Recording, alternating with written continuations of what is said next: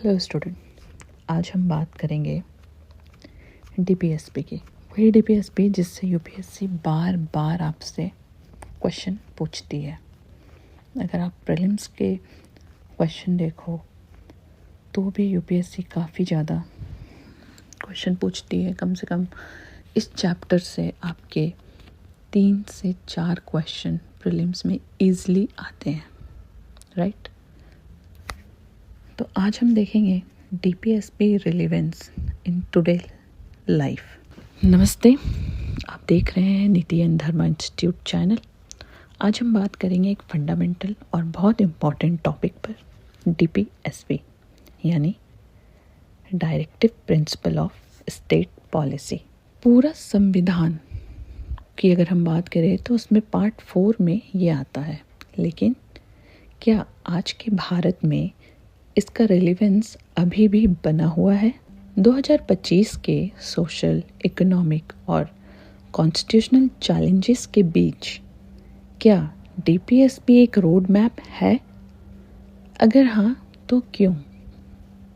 अगर आप UPSC aspirant हैं या बस समझदार सिटीजन हैं तो ये वीडियो आपके लिए बहुत यूज़फुल होने वाली है। तो चलिए शुरू करते हैं। पहले हम देखेंगे DPSP what, why and constitutional basics. DPSP constitution के पार्ट 4 में डिफाइन है और इसे हम आर्टिकल 36 से 51 तक यानी कि आर्टिकल 36 से 51 तक पढ़ते हैं।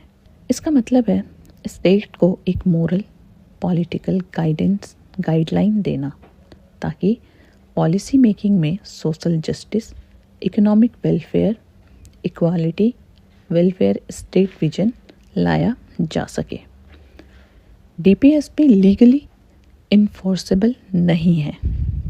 इस लाइन से आपके क्वेश्चन भी आ रखे हैं प्रीलिम्स में, तो इस बात को याद रखिएगा कि डीपीएसपी लीगली इन्फोर्सेबल नहीं है।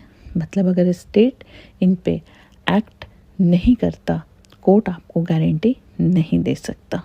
लेकिन इसका मतलब ये नहीं कि डीपीएसपी इरेलीवेंट है। ये गवर्नेंस का कॉन्सेंस है। जैसे गवर्नमेंट का एक विज़न है, एक फ्रेमवर्क है, एक एस्पिरेशन है। इसके साथ ही अब हम देखेंगे कि डीपीएसपी और उसकी reality. Is state working on theme which define under the DPSP? तो आज का भारत और 1949 का भारत बहुत अलग है। दुनिया बदली और चैलेंजेस बदले, फिर भी डीपीएसपी की कुछ डायरेक्टिव ऐसे हैं जो बहुत रिलेवेंट है। जैसे आर्टिकल 39 क्लाउज B/क्लाउज C। इसमें क्या बोला गया है? Wealth distribution, prevent concentration of wealth या इकोनॉमिक इक्वालिटी। अगर देखा जाए taxation reform, wealth tax debate, social scheme, subsidies, welfare policy, सब डीपीएसपी ग्राउंडेड है। इसके साथ ही अगर हम आर्टिकल 41, 42, 43 की बात करें, right to work, public assistance in unemployment, old age, illness, human working condition, social security law, pension schemes, welfare measures, specially pandemic के बाद जो है, तो डीपीएसपी के एम के साथ ही अलाइन हुए हैं। इसमें जितने भी पेंशन है, ओल्ड एज पेंशन या बच्चों के लिए जो समृद्धि योजना है, सुकन्या समृद्धि योजना, या फिर मिड डे मील है, ये सारी चीज़ें आप कहीं ना कहीं देखो तो डीपीएसपी के एम्स को ही अलाइन करती है। इसके साथ ही आर्टिकल 46 की बात करें तो promote educational and economic interest of weaker section, है ना? Weaker section means ST, SC and others. Reservation, affirmation action, scholarship program, welfare programs all reflect the DPSP spirit। मतलब हर मेजर वेलफेयर इनिशिएटिव, चाहे health से related हो, चाहे education से हो, health से रिलेटेड में आयुष्मान भारत, एजुकेशन से जितने भी मिड डे मील को प्रमोट किया गया, जिससे कि बच्चे ज़्यादा स्कूल में पार्टिसिपेट करें, या स्कूल चले हम, पढ़े सभी बढ़े सभी। तो this is educational initiative. Social justice से रिलेटेड भी काफ़ी चीज़ें हैं, पिंक बूथ है, पिंक ऑटो है, राइट। तो इस तरीके से सोसाइटी सोशल जस्टिस के लिए भी बहुत सारी चीज़ें इनिशिएटिव ली गई। इसके साथ ही लेबर लॉ में जो चेंजेस लाए गए, इकोनॉमिक रीडिस्ट्रीब्यूशन जो हुआ, ये सब डीपीएसपी के फ्रेमवर्क से मिलता है। इसलिए अगर हम कहते हैं डीपीएससी डेड लेटर नहीं, उनकी स्पिरिट जी रही है, वो कहीं से भी गलत नहीं होगा। अब चलिए देखते हैं इसके कुछ चैलेंजेस, क्रिटिसिज्म और लिमिटेशन को। लेकिन साथ ही कुछ लिमिटेशन ऐसे हैं जो डीपीएसपी को इफ़ेक्टिव बनने से रोकते भी हैं। जैसे सबसे पहला, ये नॉन जस्टिसेबिलिटी है ना, यानी कि नॉन जस्टिसेबल है। अगर स्टेट इम्प्लीमेंट नहीं करता तो कोई कोर्ट इसको फोर्स नहीं कर सकता।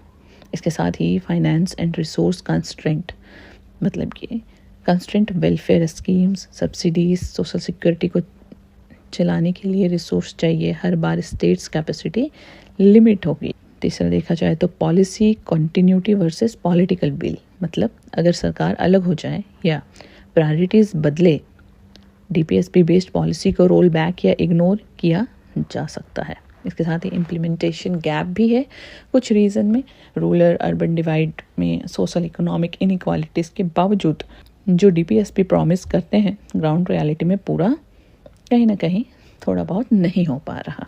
तो डीपीएसपी आइडल है, लेकिन उनको रियलिटी में बदलना हमारे लिए थोड़ी चैलेंजेस भी है। So why DPSP matter now? तो डीपीएसपी अभी क्या मैटर करता है अगर इतने चैलेंजेस हैं इसके साथ? तो अगर हम 2025-26 के कॉन्टेक्स्ट में देखें तो आज के टाइम में जब India rapid growth, inequality, urbanisation, job challenges, social justice demand के बीच है, तो डीपीएसपी का रोल और इम्पॉर्टेंट हो जाता है।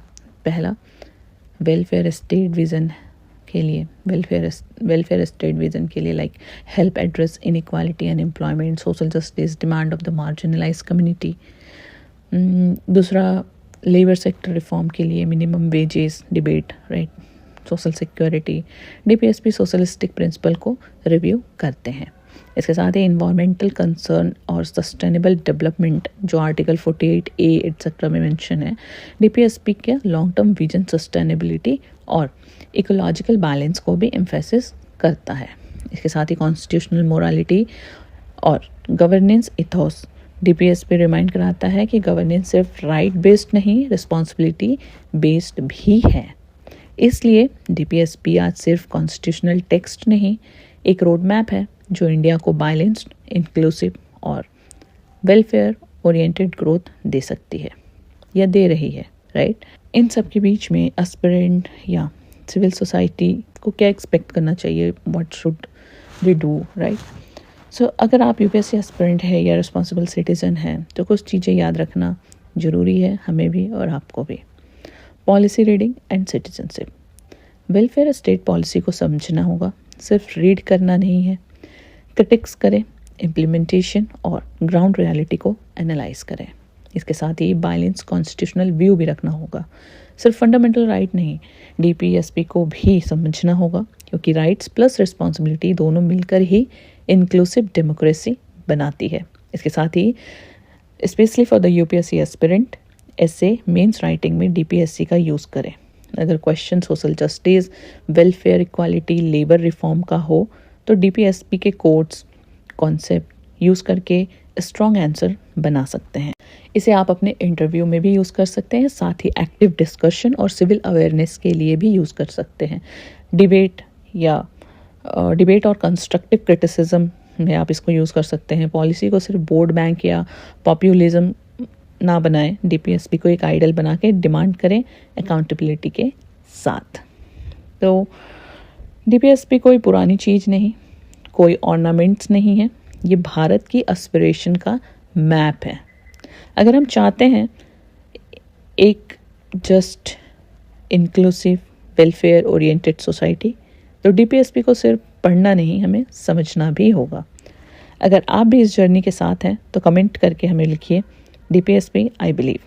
कल इसके साथ ही DPSP को समझते हुए हम और देखेंगे कि इसमें हमें कुछ फैक्ट्स को रिमेंबर रखना है अपने एग्ज़ाम पॉइंट ऑफ व्यू से, राइट। जिसमें DPSP के कुछ आर्टिकल्स 36 से 51 पार्ट 4 हमेशा याद रखिए। DPSP का गोल क्या है? Welfare state, social and economic justice, equality, socialistics, Gandhian, liberal intellectual principles, ठीक है। और differences, non justiciable DPSP versus judiciable fundamental rights, इन दोनों के बीच का जो डिफरेंस है वो हमेशा याद रखिए, इससे क्वेश्चन आपके हमेशा पूछे जाते हैं, राइट। इसके साथ ही अगर आप स्क्रीन पे देखेंगे तो आपको कुछ प्रीवियस ईयर क्वेश्चन मिलेंगे जो बहुत इंपॉर्टेंट है। प्रीलिम्स के आप देखिए प्रीवियस ईयर में पूछे जा चुके हैं। 2020 में क्वेश्चन एक डायरेक्ट पूछा गया था कि DPSP आर क्या है ये, राइट। तो ये आपका है not enforceable but fundamental in governance, right. तो ये आपका 20 में आंसर होगा। इसी तरीके से आपके 2017 में भी प्रीलिम्स के क्वेश्चन पूछे गए हैं, 13 में भी पूछे गए हैं, 12 में भी पूछे गए हैं, 2005 में भी पूछे गए हैं। इन सारे क्वेश्चन को आप अटेम्प्ट कर सकते हैं। इसके साथ ही अगर आप मेंस के क्वेश्चन देखें तो GS पेपर 2 में 2023 में क्वेश्चन पूछा गया है, मेंस 2020 में इससे क्वेश्चन आए हैं, मेंस 2019 में भी क्वेश्चन है, 17 में भी क्वेश्चन है और 15 में भी क्वेश्चन पूछा गया है। How does DPSP ensure social and economic democracy, right. Interview में भी इससे काफ़ी अच्छे हाईली प्रोबेबल क्वेश्चन बन सकते हैं, जिसमें हम गवर्नेंस, वैल्यू, वेलफेयर, कॉन्स्टिट्यूशन सबको मिला के क्वेश्चन बना सकते हैं। Like why DPSP are non justiciable, should they be made enforceable, right. तो ये काफ़ी ओपन एंडेड क्वेश्चन है। इसमें आपको फोकस करना है कि DPSP को पहले समझा सकें सामने वाले को कि ये नॉन जस्टिसेबल क्यों है, वाई, ठीक है। Should they be made enforceable, तो ये क्वेश्चन नहीं है, ये आपको समझाना है सामने वाले को कि जब आप उन्हें वाई समझा देंगे कि क्यों ये नॉन जस्टिसेबल है, तो सेकंड वाले का आंसर ऑटोमेटिक आपके आंसर में आ जाएगा, ठीक है। तो ये अल्टीमेट बोलने की कला आनी चाहिए। कम शब्दों में ज़्यादा बात समझाने की जो कला है, यही इंटरव्यू में चेक की जाती है।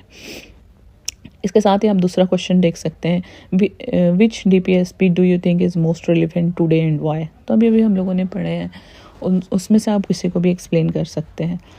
थर्ड क्वेश्चन आप देखो, do you believe India has achieved welfare state idols.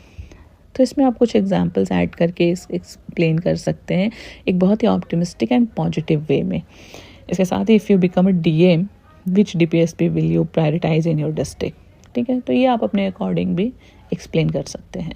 इसके साथ how do DPSP complement fundamental right in democracy, ये काफ़ी अच्छा क्वेश्चन है, ठीक है। तो इसको आप क्या बोल सकते हैं या किस तरीके का आप आंसर प्रिपेयर कर सकते हैं, आप हमें बता सकते हैं। अगर इम्प्रूवमेंट की ज़रूरत होगी तो डेफिनेटली हम लोग आपको हेल्प करेंगे। लास्ट क्वेश्चन देखिए, should there be periodic review और update of DPSP according to current needs, right. तो करेंट नीड्स में क्या रिव्यू की ज़रूरत है, तो इसको आप पहले तो कैटेगरी कर दीजिए, बता दीजिए कि सोशलिस्टिक में आर्टिकल 38, 39, 41, 42, 43 है, इसमें क्या है। अगर इसमें कुछ आपको लगता है चेंज करने की ज़रूरत है तो आप बता सकते हैं, नहीं तो जो है उसे एक्सप्लेन कर दीजिए। गांधीयन प्रिंसिपल को आर्टिकल 40, 43, 46, 46, 47, 48, राइट, गांधीयन प्रिंसिपल है, आप इसको बता दीजिए। लिबरल इंटेलेक्चुअल में 44, 45, 48, 50, 51 जो है उसको एक्सप्लेन करते हुए अगर रिव्यू की ज़रूरत है तो बताइए, नहीं है तो उसको एज इट इज़ एक्सप्लेन करते हुए अपने आंसर को एंड कर दीजिए। तो अल्टीमेट जो ये क्वेश्चन मैंने आपको दिए हैं, ये क्वेश्चन आपसे काफ़ी ओपन एंडेड क्वेश्चन है और ये आपके डेप्थ नॉलेज, कोर नॉलेज या फिर आपने क्या समझे हैं, जो आपने पढ़ाई करी है उसमें आपको कितना समझ आया है, ये सारी चीज़ें इस तरीके के क्वेश्चन पूछने से समझ आ जाती है सामने वाले को। तो जब भी आप अपना आंसर दे तो इस तरीके से दे ताकि आप उसको समझा सके कि आप इस पर्टिकुलर चीज़ को डीपली पढ़ चुके हैं और आज के डेट में, आज के टाइम में आप ईज़िली इसको कनेक्ट भी कर पा रहे हैं, right. So this is the overall thing. More guidance के लिए, मोर पर्सनालिटी टेस्ट गाइडेंस या डैफ इन्फॉर्मेशन के लिए आप हमारे नंबर पर, मेल आईडी पर कांटेक्ट कर सकते हैं। मेंस के आंसर आप लिख कर हमें सेंड कर सकते हैं। फर्स्ट कॉपी आपकी फ्री इवेल्युएट होगी and if you want a mentorship तो उसके लिए भी आप हमसे कांटेक्ट कर सकते हैं। आज के लिए इतना ही रहने देते हैं। कल फिर से हम सुबह मिलेंगे एक नए कंटेंट के साथ। तब तक पढ़ाई करते रहिए, सोचें, सोच के समझ के और अपने सपनों को स्ट्रॉन्ग बनाते हुए पढ़ाई करिए। Thank you.